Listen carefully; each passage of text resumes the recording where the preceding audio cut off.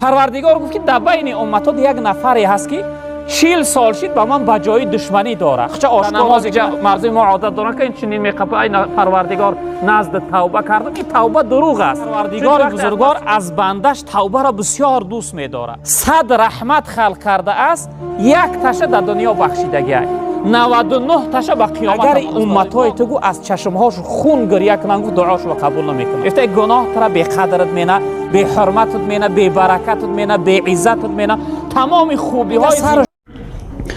یک برادر عزیز سوال کرده: سلام علیکم مولای محترم، خب در با توبه تا کدام حالت قبول می شود؟ خب و درباره توبه می گفتید. اکنون برادر عزیز توبه تا کدام حالت قبول می شود و درباره فضیلت توبه پروردگار بزرگوار از بندش توبه را بسیار دوست می داره. حتی در یک روایت جناب پیامبر صلی الله علیه و سلم گفتند که لله اشد فرحا بتوبه عبد المؤمن. گفتند پروردگار از حد زیاد خوشحال و خرسند می شود با توبه کردن یک بنده مؤمنش. وقتی بنده توبه میکنه یعنی بنده با خدا رو میاره، از خدا بخشش میپرسه، پروردگار از حد زیاد به چنان خرسند میشود که جناب پیامبر یک مثال عجیب آوردند. گفتن مثل یک نفر، یک شخصیتی که در یک اشتر، یعنی شتر چیزی است که سواره است، سوار میشه راه میروی، در یک اشتر یعنی توشه و آبهای نوشیدنیش در یک صحرا و چول رفته است که حد کنار نداره، یعنی آبادی اون چول دیار نیست که به نزدیکی در آبادی میرسه. این شخصیت در همون صحرا میگه رفته است، در سایه یک درخت پایان میشود که کمتر دم گیره. ناگاه میگه سرش خم همونجا خوابش میبره. این شخصیت خوابش میبره. وقتی از خواب بیدار میشود میبینه که در نزدش نه شترش هست، نه خوراکه ها، نه آبهای یعنی خوردن و نوشیدنیش. این شخصیت هر جانب میدوه، جستجو میکنه، میگه اشترش قطعی شراب ها یعنی آبهای نوشیدنی و خوراکه هاش نمیابه. این شخصیت در جاش مینشینه، یک مدت گریه میکنه، چقدر غمگین میشوه و برای خودش عنیق میکنه که حتما اکو مردنم عنیق شد که گرسنگی و تشنگی در صحرای یعنی بی سر و پا هلاک میشه، میمرم، از بین میروم. سرش خم میگه چقدر غمگینه این شخصیت.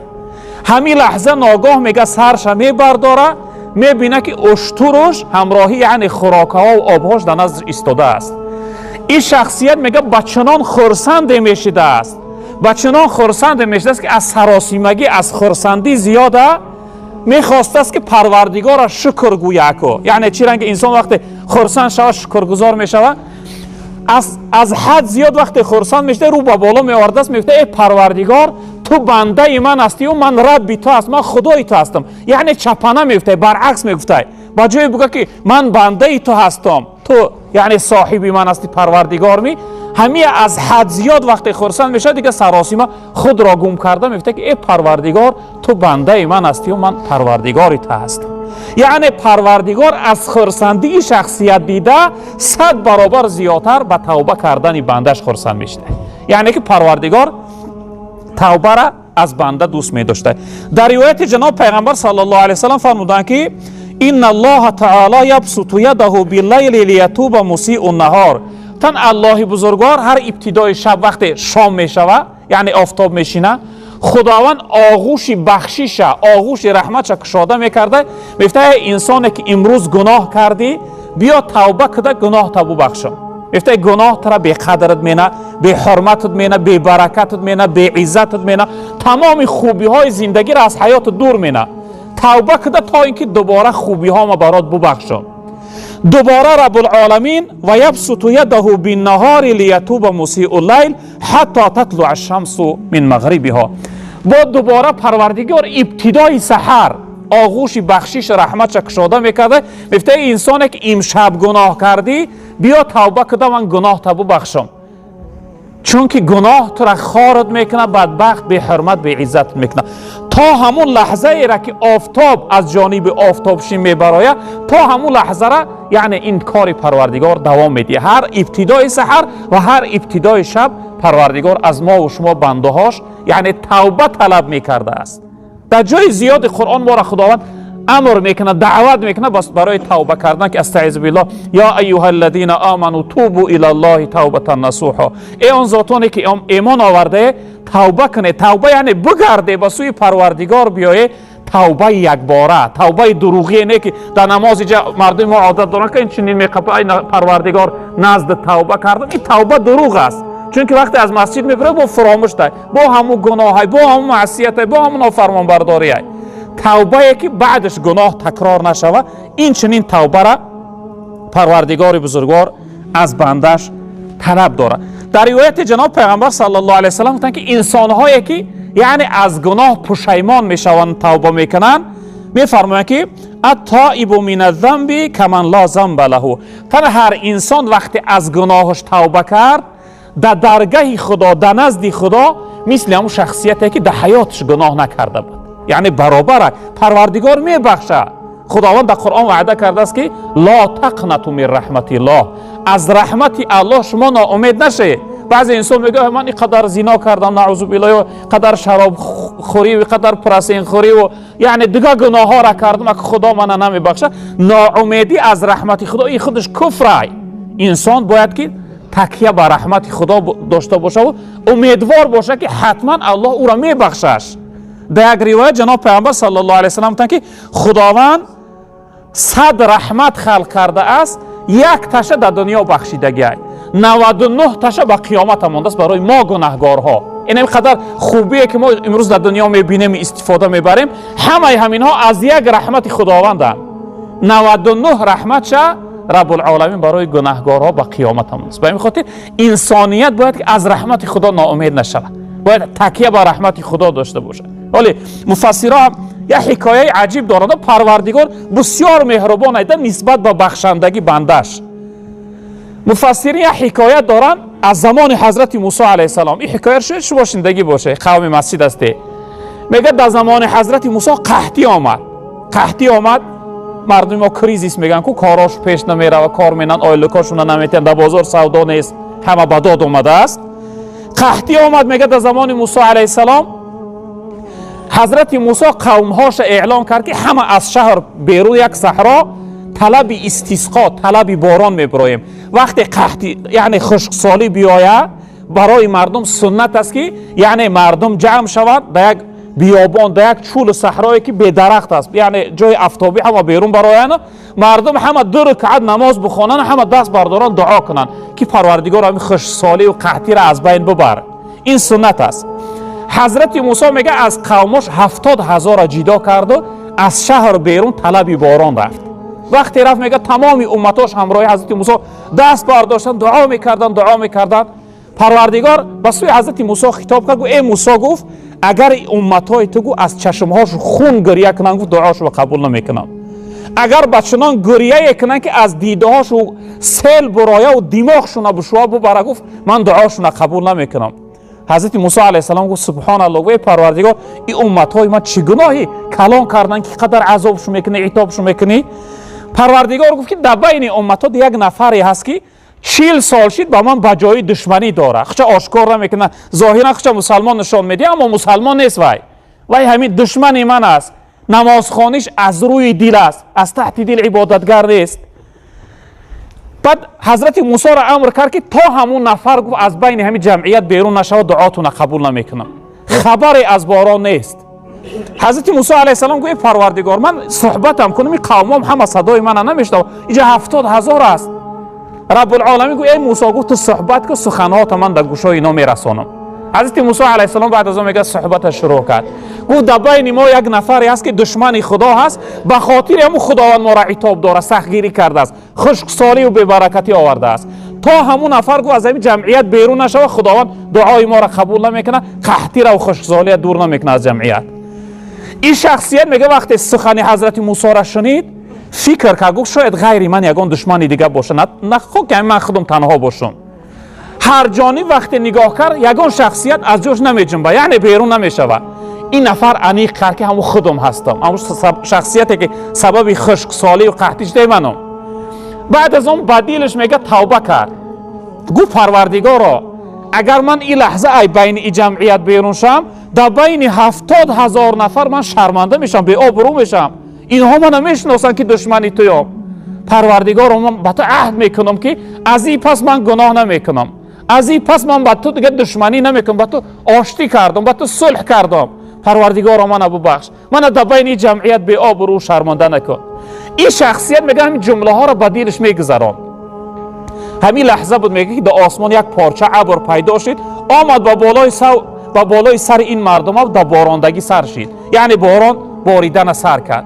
حضرت موسی علیه السلام گفت سبحان الله، گفت پروردگارا این تعجب آور، شما گفتید تو گناهگار بیرون نشوه، خبری نیست از باران رحمت، یگان کس نابرآمده باران سر شد. پروردگار گفت ای موسی، گفت شخصیت توبه کرد، گفت توبه کرد، گفت توبهش قبول کردم، گناهش بخشیدم. گفت و حضرت موسی علیه السلام یک جمله گفت پروردگارا، گفت من است یک التماس، یک خواهش دارم، هم انسان خوشبختی که توبه کردنش سبب نجات امت من شد، سبب باران رحمت شد، شخصیت برای من نشان بوده. ای پروردگار من دوست می‌دارم شخصیت رو ببینم. رب العالمین گفت که ای موسی، گفت من خبرکشی را، شوراندازی گفت دوست نمی‌دارم. گفت این شخصیت گفت 40 سال با من دشمنی کرد، شورش نداختم، امروز که آشتی کرده است، دوست شده است، گفت یعنی دوستیش شور می‌دازم، گفت هرگز نمیگمش. یعنی پروردگار چقدر ذاتی بخشنده، دشمنش وقتی رو میاره قبولش داره، دشمنش وقتی توبه میکنه که توبهش قبول میکنه. به همین خاطر ما و شما هم باشیم برادر عزیز، توبه را یعنی که به نظر اندک نگیریم. از هر گناهی کردیم انسان باید توبه کنند، چه گناهی اندک باشه. در گوشه خانه نشستیم بگوی پروردگار من سر تا قدم پر از گناه هستم، من در درگاه تو چقدر ناقص و پر از کمبودی است. پروردگار تو بزرگوار هستی، من ببخش، تو من از تو امیدی بخشش، امیدی بخشندگی دارم. حتی مولانا یک جمله داره در حدیث قدسی پروردگار که بنده عاصی برای توبه دیر آمد، اگر کوهی معصیت را توبه می سازم بدر. رب العالمین گفته که اگر بنده گناهگار اگر چی دیرم به درگاهی من آمد، اگر کوه گناه داشته باشه، من گناهاش میبخشم، یعنی توبهش قبول میکنم. و این خاطر ما و شما هم باشیم برادر عزیز بزرگواری من، یعنی از رحمت خدا ناامید نشیم، از هر نوع گناهامون توبه داشته باشیم.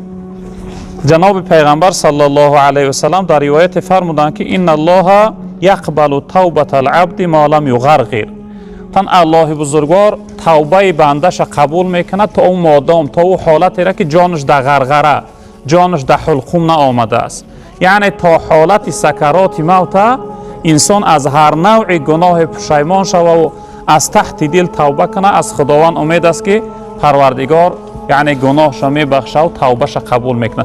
اما حالتی که جان در حلقوم آمد، وقتی سکرات موت رسید، وقتی یعنی ملک الموت به سراغ آمد، او لحظه برای انسان البته را توبه کردن دیر میشه. یکم حالتش هست.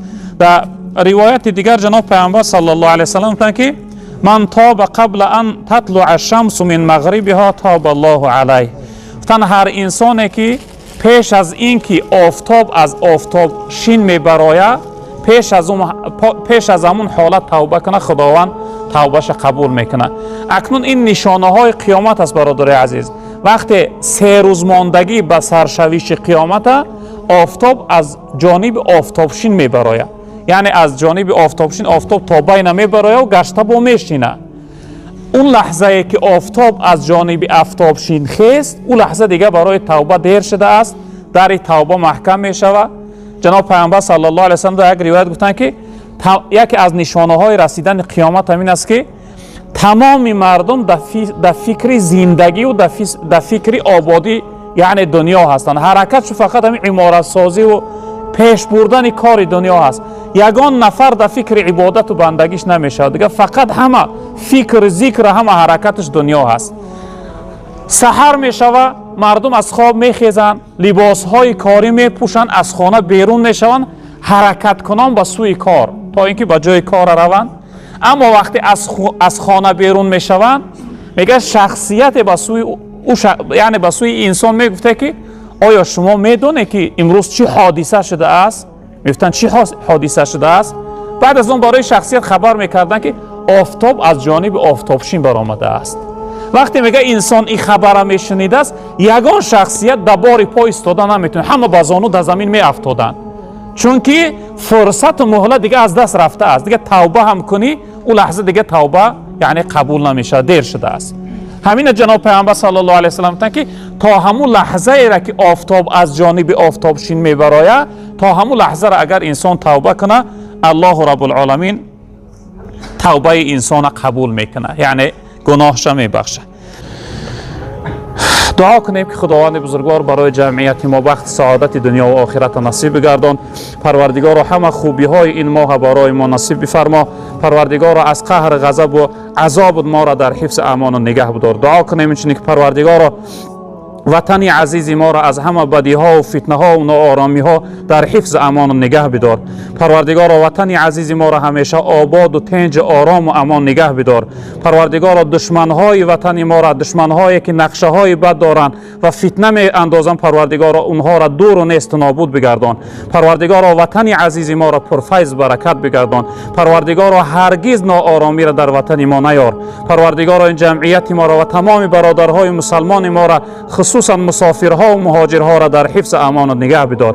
در کسب کارهاش و برکتها عطا بفرما. پروردگار این جمعیت در دلها هر امید و آرزو و مراد و مقصد داشته باشند و مراد و مقصد برسان. یک مادر دعا پرسیدن، پروردگار این مادر همراهی فرزنداش بخت سعادت دنیا و آخرت نصیب بگردان و پروردگار جملگی من خاتمه به خیر بگردان. و صلی الله تعالی علی خیر خلقه مولانا محمد و آله و اصحابه اجمعین. یا ارحم الراحمین.